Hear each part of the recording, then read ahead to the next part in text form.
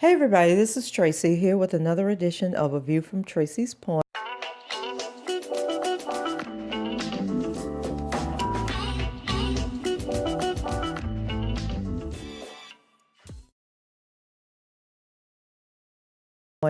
And this is a short video to give you guys an update on the Aniah Blanchard case. You guys remember Aniah Blanchard was the young woman who disappeared in Alabama, and there have been 3 guys that have been arrested in connection with her murder. Her body was recovered about a week ago, I believe. I know it's been a while since I've given an update on this case, but one of the main suspect in the case, who is a guy named Ibrahim Yazid, who has a lengthy arrest record, not so much a criminal record because he always seems to get off.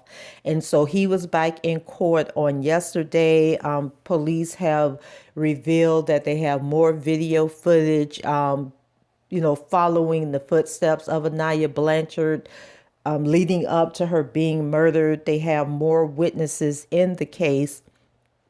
Before I get into that information, I want to share this video of Aniah Blanchard's mom giving a passionate plea to young women to please be observant and watch your surroundings. Always be aware of what's going on around you. Don't go out in public alone at nighttime, because you guys know Aniah was actually abducted leaving a convenience store. Probably, and I don't even think it was like in the middle of the night. It might have been like 10 or 11 o'clock. But here's the video, and then I will follow up with the update on the case. So, this is something that I always told Aniah her whole life, y'all. Just don't ever go anywhere alone. Don't go anywhere, by yourself. Not even to get gas. Not to do this, not to do that. And Aniah knew that. Sometimes you can't, there's evil out there. And I want y'all to know I love y'all, everybody here. And Aniah loves everybody here. And I do not want to see this happen. Aniah was only going to the store to buy a bag of potato chips. And if you know Aniah, you know how much she loved to eat. And that's all she was doing. And she ran into some evil. Y'all, please, what Sheila said, you have to listen to me, what I'm telling you. At this day and time that we're living in right now, you cannot do this. Girls, even boys, listen. You have got to pay attention. Do not be lax when you're getting out of your car and you're going in anywhere. When you're in your car, you pay attention to your surroundings, because that is what it's going to take right now in this day that we're living in. You're going to have to do it. And this is coming from Aniah, okay? I have to say this for her, to y'all, because she would not want this to happen to anybody else, okay? So just promise me that y'all will do that from tonight. Like she said, your parents are not trying to rule your life. They're not trying to run your life. I did that with Aniah. I gave her a lot of freedom. I trusted her. And you don't have to, you are good people. You're good children. Just because we want to know where you are, what you're doing, that does not mean we don't trust you. We don't trust other people. Okay? So please just do everything you can to be safe. Okay? And take care of yourself, and pay, like Sheila said, pay attention all the time. Okay?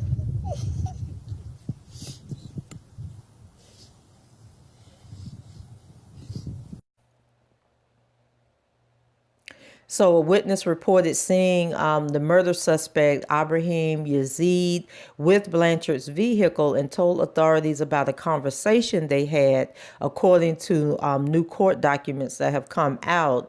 And so in the final moments of her life, Aniah Blanchard may have tried to reach for Yazid's gun in a desperate attempt to fight him off before being shot, according to the witness testimony revealed in the new court documents. Blanchard, the stepdaughter of UFC fighter Walt Harris, was last seen alive on surveillance footage at a convenience store the night of October 23rd, where Yazid was also seen.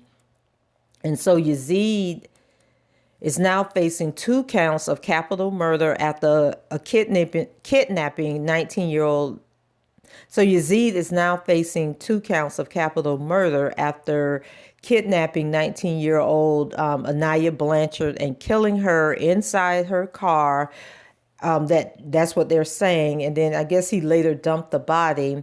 And so the new court filings also reveal that, the witness later reported seeing Blanchard's car at a residence in Montgomery. And remember, they were saying that the car was abandoned at an apartment complex, but Yazid walked away from that complex. And so it was thought that he lived somewhere in the area. And so this person is saying that he saw him at the car at this house, which was probably his house or a house of somebody he knew, and that he was only wearing a pair of shorts, but he had a gun tucked in the waistband, and that he told the person that he had Blanchard's vehicle. But the witness said that he couldn't see Blanchard at the time. And the witness also told authorities that Yazid said that he shot a girl and said that she, quote, had went for his gun. And then court documents also showed that a witness at the convenience store saw Yazid interacting with Blanchard near her car outside the store. And that was the guy who was staying at the apartment complex across the street. And he had walked over to go to the convenience store, and he saw Anaya like struggling with Yazid. He was trying to force her into the car. And so he went back to the hotel instead of calling 911, told his girlfriend what he had witnessed. And the girlfriend told him to mind his own business, stay out of it, don't get involved. And so police were able to track him down via video surveillance from the store's cameras. And so he went on to tell a story about his girlfriend was pregnant and she ended up suffering a miscarriage. And so he felt that the miscarriage was, God or the universe, responding to him not helping Aniah Blanchard when he saw her in distress and being forced into this car. And a lot of people were saying that, even though he told the police what happened, he didn't come forward to tell the police on his own will, that the police actually had to track him down. And it was then that he decided to share what he saw. So, not really giving him any kudos for telling the police what he saw when he could have called 911 in that moment. And so Yazid was also captured exiting the passenger side of Blanchard's vehicle and then re-entering it on another gas station's surveillance footage. Her car was seen a final time traveling south on South College Street toward the interstate. And so I was saying in my last video, like, we have all this surveillance footage, unless they were on like a really deserted road. Based on the damage that was done to her car, it seemed like he may have, driven off the road, hit a guardrail or something, and like, did nobody witness that? So we are getting more tidbits that they are going out, looking for surveillance cameras, trying to retrace where the vehicle went, what was going on at the time. So Blanchard's abandoned vehicle was found several days later after she disappeared, parked at a Montgomery apartment complex 55 miles from where she was last seen. And investigators said that there was so much blood in the car that it was apparent that she had suffered a life-threatening injury. And so her body was found more than a month after she disappeared. An autopsy revealed the teen had been shot to death.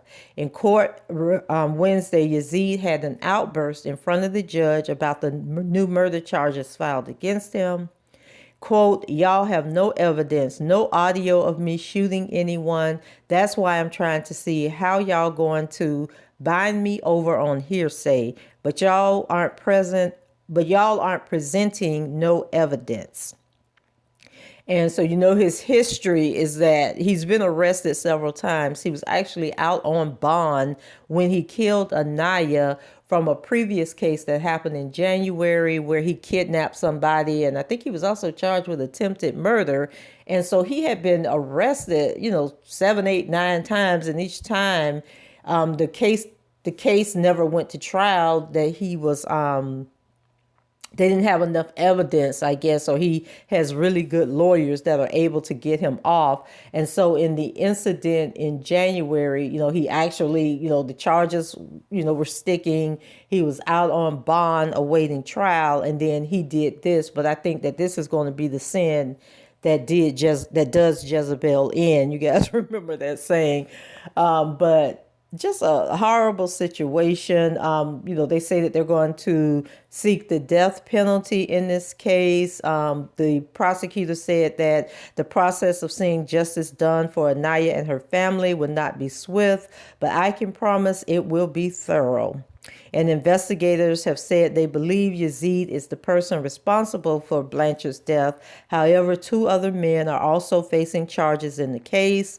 One of them I already told you guys about. His name is Antoine Squirmy Fisher. He's 35 years old, and he's facing first-degree kidnapping charges for allegedly giving Yazid a ride and helping to destroy evidence in the case. And then the third man, 63-year-old David Lee Johnson Jr., is facing charges of hindering prosecution in the case. So that's the latest that I have on Aniah Blanchard. I am going to look into the Taylor Williams case. I don't know if I'm going to share this theory I have about the Taylor Williams case, but there was a Jacksonville Jaguar player who was arrested the Wednesday before Thanksgiving, and he has not been charged with the crime. Police seized his vehicle, and it's just been a really weird situation. And so there was just some things in his backstory that had me thinking, I wonder if there's any connection. But I'm going to look into that more before I bring that to you. But Brianna Williams, Taylor Williams' mom, was in court this week, and so I'll come back and do a video on what happened when she was in court. So that's it for me on the Aniah Blanchard update. Leave your comments below, rate the video, and subscribe to the channel. And until the next time, I shall talk to you guys later. Bye-bye.